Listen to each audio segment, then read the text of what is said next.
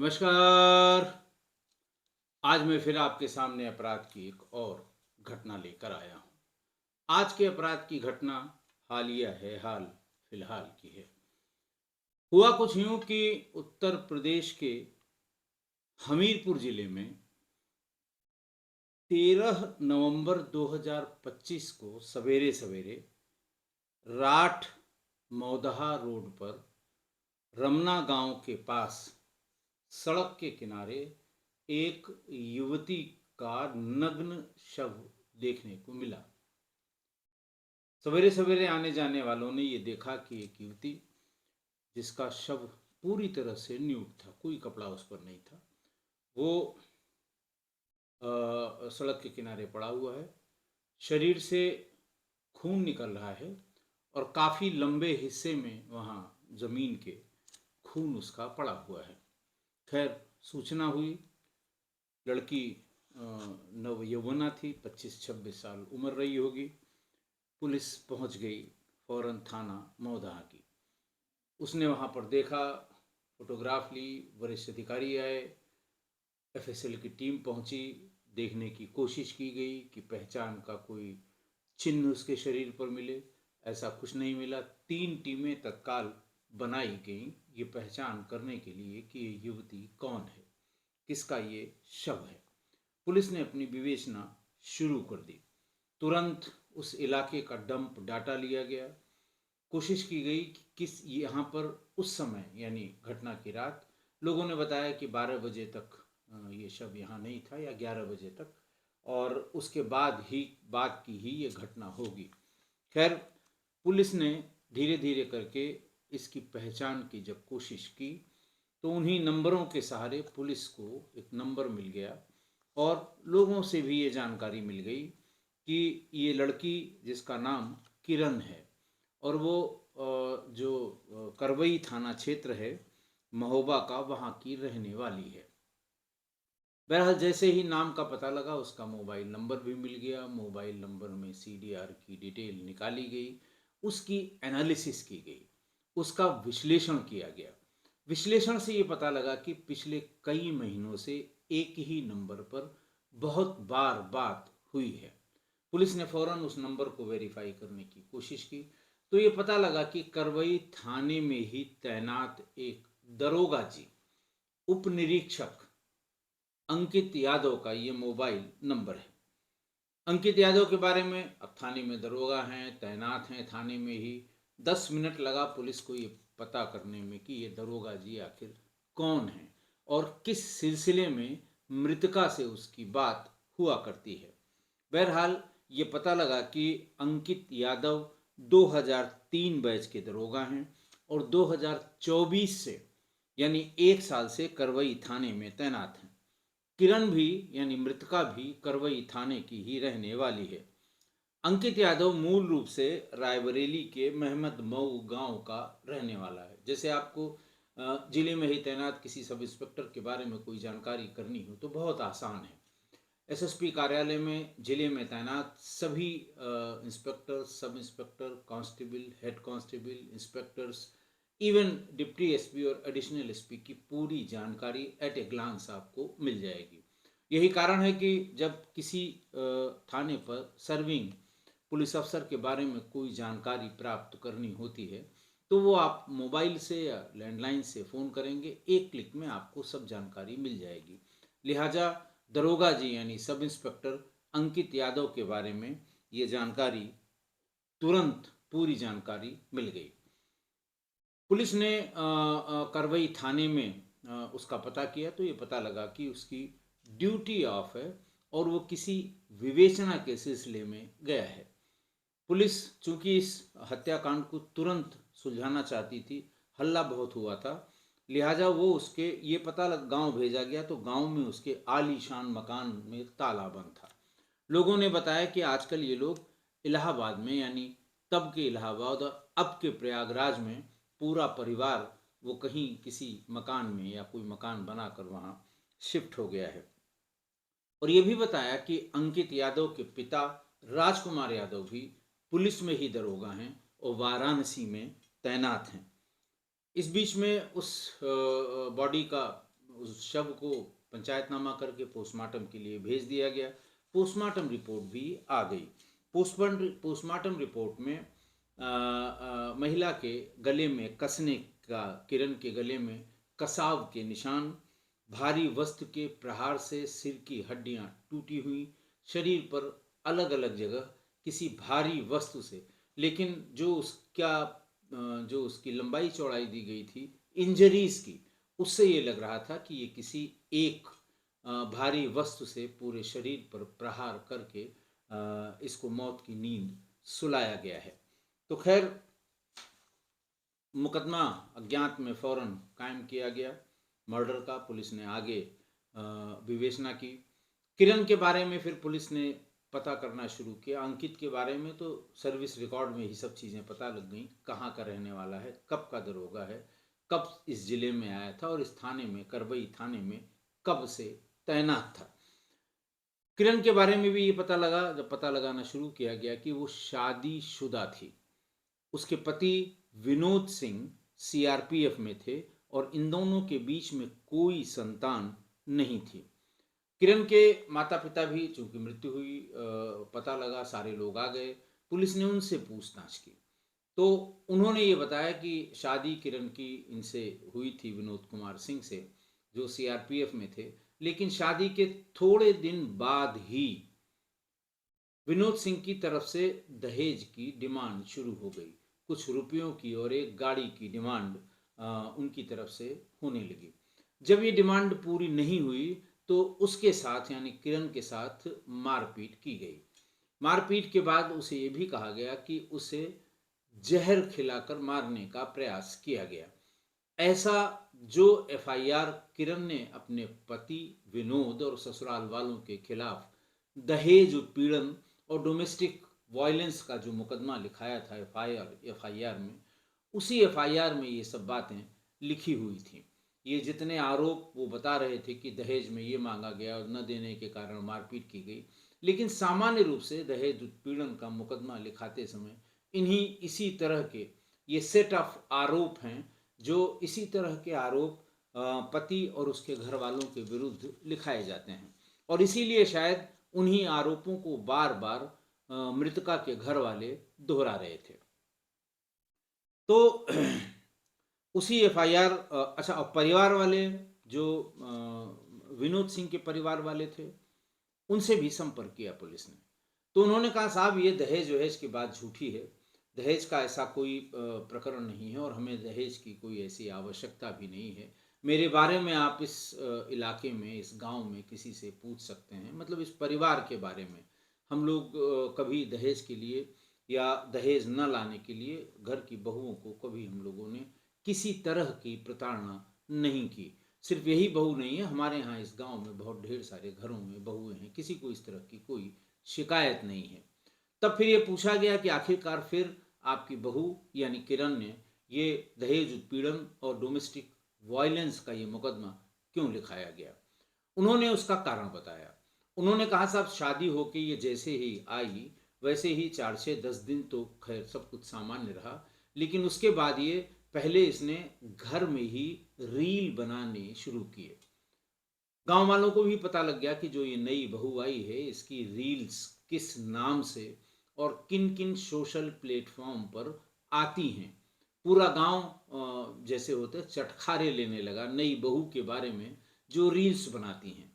तो घर वालों ने और पति दोनों ने इस पर आपत्ति की कि देखो भाई, तुम अभी नई नई यहाँ आई हो, ये रील वील का ठीक है, तुम्हें शौक है, बाद में बनाना, अभी ऐसा करने से परिवार में, समाज में बदनामी होती है, क्योंकि तुम गांव की बहू हो और नई नई आई हो। इसी बात को लेकर पति और पत्नी में झगड़ा भी हुआ। वो रील बनाने से रोकता था, लेकिन जब भी इसे दिन में मौका मिल जाए कहीं बाहर जाने का तो वो रील बनाने से बाज नहीं आती थी। ऐसा आरोप है लड़के वालों का, विनोद कुमार सिंह के परिवार का, उनके परिजनों का। बात यहाँ तक बढ़ गई कि भाई अगर तुम्हें रील बनाना है तो तुम मायके में रह सकती हो, यहाँ हम परिवार की और खानदान की बदनामी नहीं होने देंगे।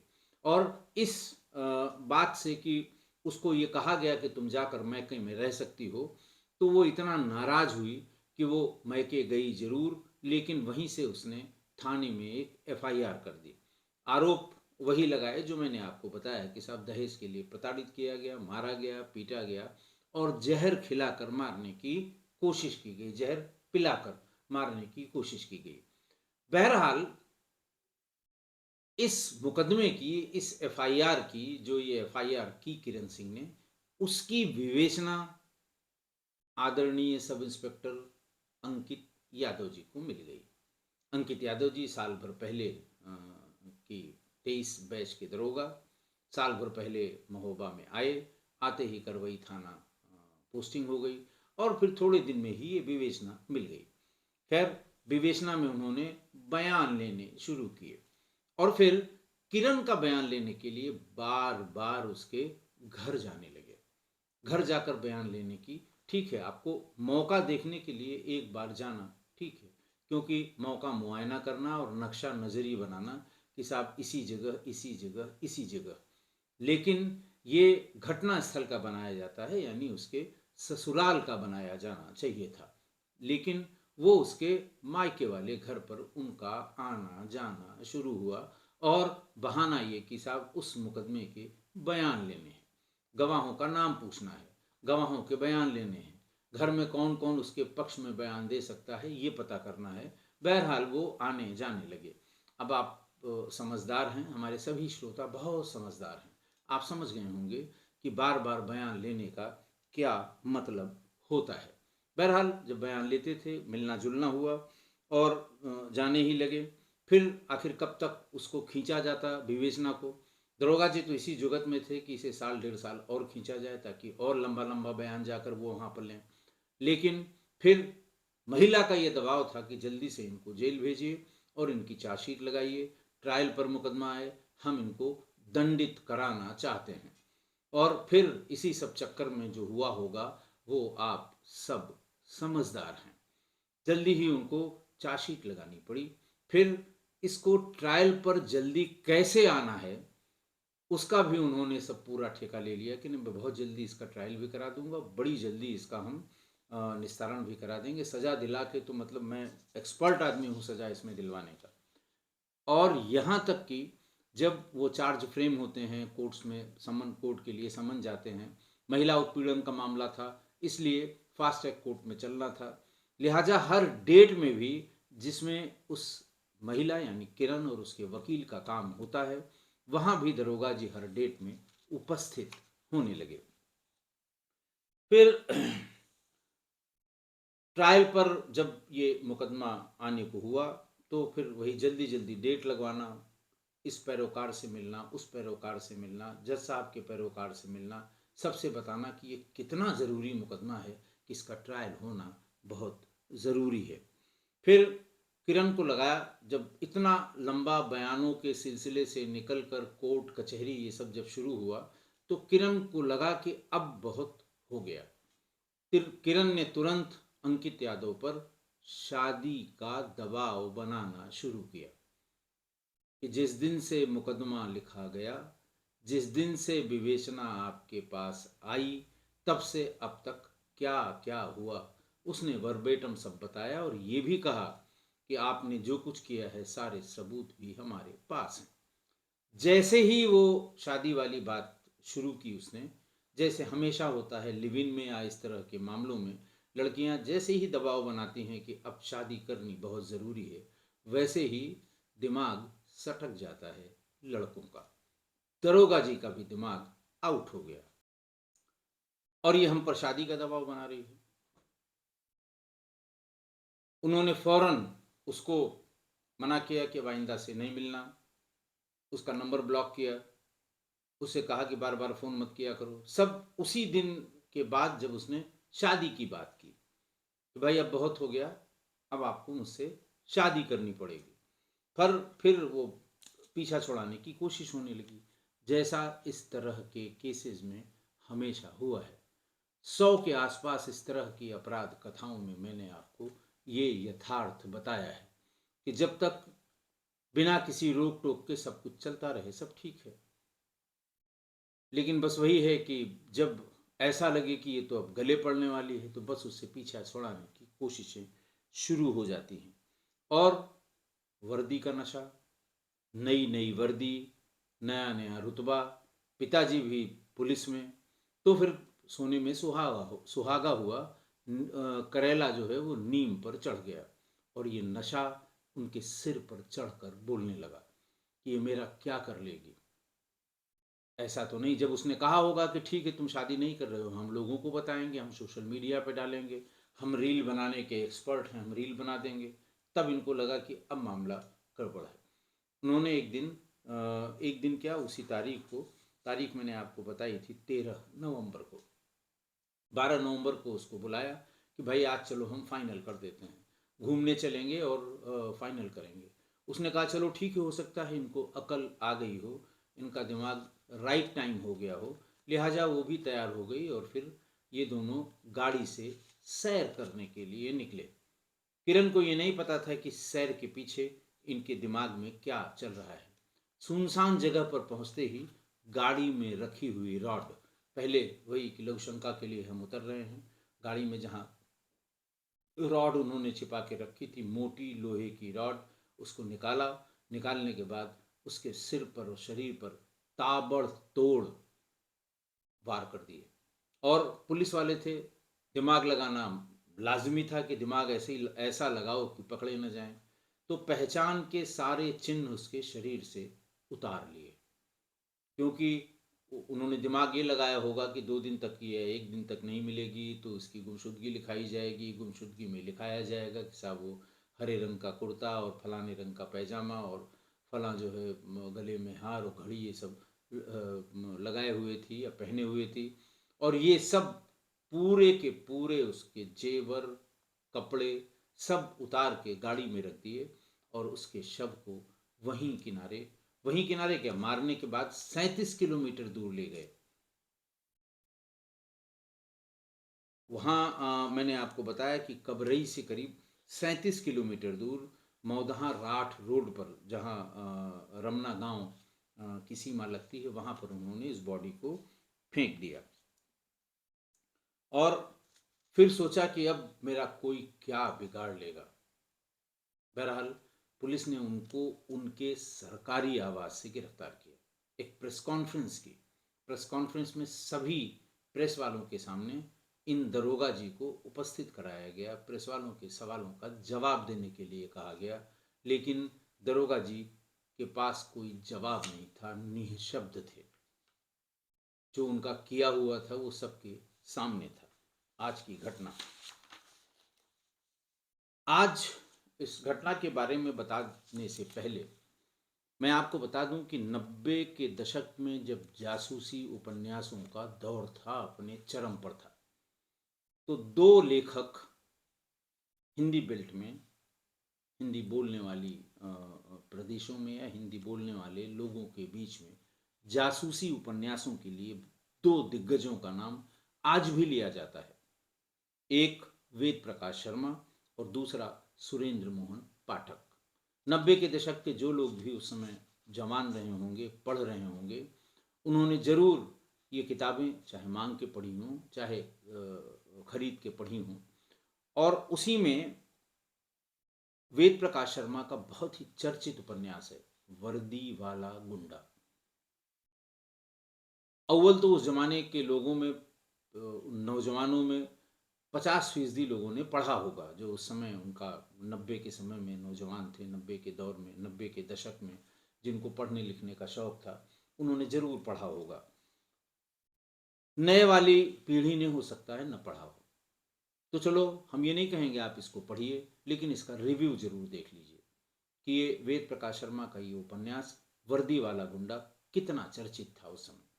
और एक आंकड़े के मुताबिक करीब 8 करोड़ प्रतियां इस अखबार की, इस किताब की, इस उपन्यास की बिकी होंगी।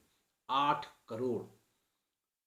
देखिए, प्रकाशक तो जितने बार मुद्रित करेगा उतनी बार बताएगा कि साहब हमने इतनी 5,000 कॉपियां छापी थी, बिक गई 3 दिन में, अब मैं नया मुद्रण कर रहा हूँ। उस मुद्रण के लिहाज से ये 8 करोड़ प्रतियों के बेचे जाने की बात, और संभवतः 90 के दशक में सबसे अधिक बिकी हुई ये उपन्यास वर्दी वाला गुंडा, यही शायद उपन्यास है। इसके अलावा इसके आस पास तक पटकने वाला भी कोई उपन्यास नहीं है। वर्दी वाला गुंडा हम भी अपनी उसी समय में उन्हीं यूनिवर्सिटी डेज में मैंने भी ये किसी से मांग के हॉस्टल में एक प्रति खरीदी जाती थी और 2 महीने 3 महीने के बीच हॉस्टल के सभी लड़के पढ़ डालते थे इस तरह के उपन्यास। और उस ज़माने में जब मैं डायमंड जुबली हॉस्पिटल में बहुत जाया करता था, हमारे सभी मित्र वहीं थे, मैं वहाँ अटैच भी रहा काफ़ी दिन तक। तो ऐसा कोई उस समय का छात्र नहीं है, इनमेट नहीं है जिसने वर्दी वाला गुंडा न पढ़ी हो। एक उसका पात्र जो है वो इंस्पेक्टर होता है, इंस्पेक्टर तेजस्वी। हालांकि उसमें उसको बहुत ही ईमानदार और इस तरह की बात, लेकिन उसको एक सनक सवार होती है कि हमारे इलाके में किसी भी तरह का अपराध नहीं होना है और किसी कीमत पे नहीं होना है। उसके लिए वो तमाम उल्टे सीधे काम, तमाम असंवैधानिक काम, तमाम ऐसे काम जो पुलिस बुक्स में नहीं है वो भी करता था। गुंडई अपनी चरम सीमा पर रहती थी जब वो इस तरह के काम अपराधियों के विरुद्ध करना चाहता था या करता था। तो इस किताब में पुलिस की ताकत और उससे जुड़े जटिल मुद्दों का विस्तार से विस्तार से इसकी बातें बताई गई हैं। बड़ा ये यंगस्टर्स में बड़ा जिसको वो कहते हैं कि बहुत बहुत अपील करती थी ये बातें कि पुलिस, अच्छा इतनी पावर पुलिस की, बाप रे बाप, इसको उठा लाया उसको। तो वो इसलिए वो नौजवानों में बहुत ही लोकप्रिय ये उपन्यास रहा है।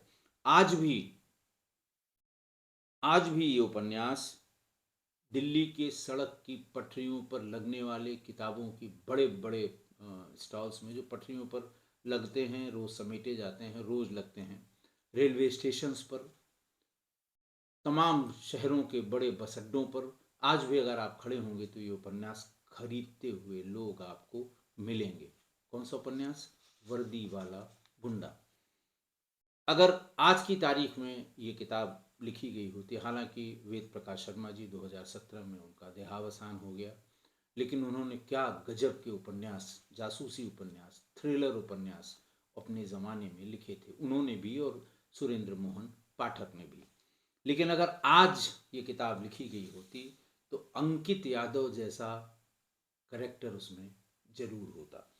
अंकित यादव भी वर्दी वाला गुंडा ही है। उपन्यास का इंस्पेक्टर तेजस्वी तो ईमानदार बताया गया है, लेखक ने उसको बताया है कि ईमानदार है, लेकिन अपराध न हो उसके इलाके में उसके लिए वो तमाम तरह के उल्टे सीधे काम भी किया करता था। लेकिन अंकित यादव निहायत बदतमीज, निहायत बददिमाग, रंगीन मिजाज और वर्दी के नशे में चूर रहने वाला वर्दी वाला गुंडा है। पात्र नाम अलग हो गया है, काम बिल्कुल वही है जो वेद प्रकाश शर्मा ने अपने उपन्यास के पात्र यशस्वी के बारे में लिखा है। देखिए, ऐसे ही पुलिस वालों के कारण पुलिस पर लोगों का विश्वास कम होता है। तमाम सरकारी प्रयास, तमाम विभागीय प्रयास कि अच्छे लोग आएँ, पढ़े लिखे लोग आएँ, ऐसे लोग आएँ जो खाली डंडा चलाने के लिए नहीं हैं और पुलिस की छवि में सुधार हो। छवि इसलिए खराब क्योंकि जो जिस ज़माने की ये पुलिस बनी थी अंग्रेज़ों के ज़माने में, तो उस समय पुलिस का काम केवल अत्याचार करना था ताकि जनता उनको रंग वो देती रहे, लगान देती रहे, जनता उनको राजस्व देती रहे, जनता डरती रहे, ब्रिटिश हुकूमत के खिलाफ कभी खड़ी न हो, उसलिए पुलिस का जन्म हुआ था। लेकिन वो डीएनए लाख प्रयास के बाद भी अभी तक चेंज नहीं हो पाया और यही वजह है कि वो छवि पुलिस की दिमाग से जानी ठीक हुई है। बहुत पढ़े पढ़े लोग आए हैं। मैं आपको एक उदाहरण बताऊं, एक इंस्पेक्टर हैं श्री विनोद कुमार सिंह। जब मैं अलीगढ़ में था तो ये मेरे थाना इंचार्ज थे। वैसे एक दिन मैंने बुला के उनसे जानने की कोशिश की, बुलाया तो मैंने उनको डांटने के उद्देश्य से था, कोई कमी हुई होगी, मुझे एग्जैक्ट ध्यान नहीं है। और जैसे कहता, भाई कहाँ के पढ़े हो तुम, इस तरह की हरकत करते हो। उसने बताया कि मैं साहब इलाहाबाद विश्वविद्यालय का पढ़ा हुआ हूँ, पीएचडी हूँ और नैनो फिजिक्स में पीएचडी हूँ। नैनो फिजिक्स उस ज़माने में जब उसने पीएचडी की होगी, उस ज़माने में वो सबसे एडवांस फील्ड थी फिजिक्स की। मैं सन्न रह गया उसकी बात सुनकर। मैंने कहा, फिर तुम यहाँ सब इंस्पेक्टर कैसे? उनका सा कुछ पारिवारिक परेशानियाँ थीं और ऐसी दिक्कत थी कि मेरा तुरंत नौकरी करना बहुत ज़रूरी था, इसलिए सब इंस्पेक्टर का इम्तहान क्वालिफाई किया। आज भी हैं वो, सर्विस में हैं, कानपुर में पोस्टेड हैं। आजकल किसी ट्रेनिंग कॉलेज में भी भेजे गए हैं। वैसे लास्ट पोस्टिंग उसकी इंस्पेक्टर पन की थी, विनोद कुमार सिंह। तो पढ़े लिखे लोग भी लाए गए, ढेर सारी ट्रेनिंग के मॉड्यूल बनाए गए, बहुत बड़ी बड़ी ट्रेनिंग अब इनकी की जाने वाली।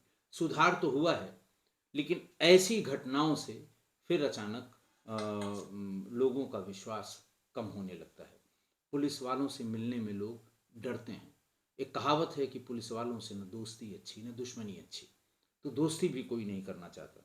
और यही कारण है कि महिलाएं अभी भी थानों में जाने से कतराती हैं। सुरक्षा वो पहले जैसा डीएनए नहीं रह गया पुलिस का जो ब्रिटिश हुकूमत में बनाया गया था, लेकिन फिर भी इस तरह की घटनाएं पुलिस की छवि पर बहुत बड़ा टेंट लगाती हैं। बहरहाल, अंकित की तमाम चालाकी के बाद भी उम्मीद है कि अंकित यादव को कड़ी से कड़ी सजा मिलेगी और किरण को न्याय मिलेगा। आशा है आप मेरी इस बात से सहमत होंगे। आज के लिए इतना ही। बहुत बहुत धन्यवाद।